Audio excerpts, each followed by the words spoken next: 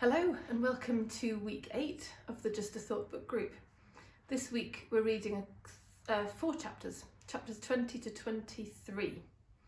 And today I'm going to talk about chapters 20 and 21 because I think they brilliantly go together and brilliantly step us out of the myriad of content of our lives and back into the simplicity of who we are. So I'm just going to share a bit about that and why that is useful to us. For those of you who know my work and who've been around for a while, you'll know my river metaphor. Now, if you're new to this and you've not seen that, then do let me know, get in touch, because I can send you that as a download. But essentially, Amy's talking about the same thing through these chapters.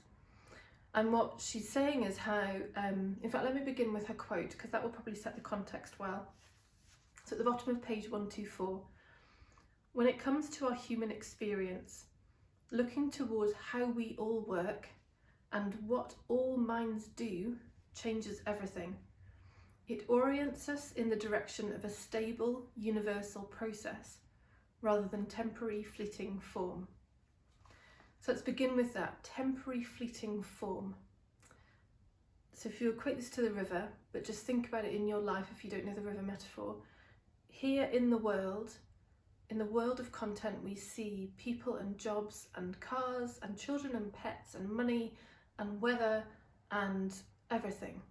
All these things, temporary, fleeting form, all of it comes and goes. No thing out here is permanent. And that's where most of us spend our lives, with our attention in this myriad of multiplicity. And that's pretty exhausting. If that's all you know to be going on and all you think is available, that's a lot of moving parts to try and manage. And when we then step a bit further back from that, we come to see that there are thoughts and feelings within us which affect how we experience that world of content out there. And then when we come to look at the thoughts and feelings, we see, well, they're always changing and always moving too. So we're going to be no more successful trying to manage or control them, because they also just seem to have a life of their own and move and change the same as all these moving parts in the world. And so what Amy's pointing to when she's talking about a stable universal process, she's talking about pulling it back into the mechanism of the mind. So seeing the fact that thoughts happen, feelings happen, that they always change, that, and as she said in previous chapters, that they worry, that they dramatise, that minds always think there's not enough, that minds will always find a problem to solve. All these things that minds do are universal. It's not unique to you. There's a universal process going on in the mechanism of a mind.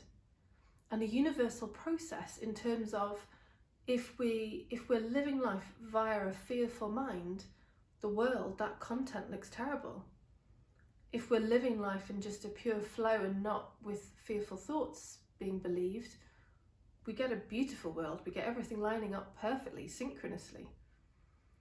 So what she's doing is stepping us back out of the content in chapter 20, out of the content of the world and people and jobs and money, out of the content of our thoughts and feelings, and to see the fact there is a universal mechanism, a universal process of how our minds work. But if you notice, that mechanism is still a mechanism of moving parts. There is still a world being brought to life via thought in that moment and experienced with feeling alongside it. All the moving parts are still there. They're an essential part, like a machine, making that all work. And so in chapter 21, she steps us back even further.